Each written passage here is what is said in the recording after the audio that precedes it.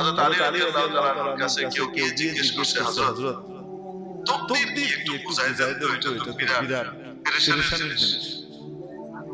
এই তাকদীর বুঝতে গিয়ে তো বড় মুসিবতের ভিতরে পড়তেছি। কারণ আল্লাহর হুকুম ছাড়া কিছু হয় না।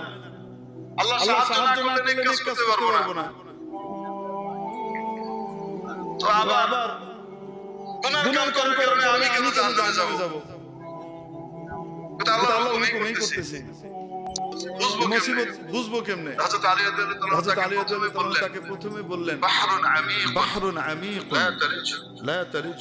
তাকদীর এমন এক গভীর সাগর, তল খুঁজে পাবা না, ডুব দিও না। আল্লাহর নবী যা বলছে অতটুকুর উপরেই থাকো, বিশ্বাস করো বাস।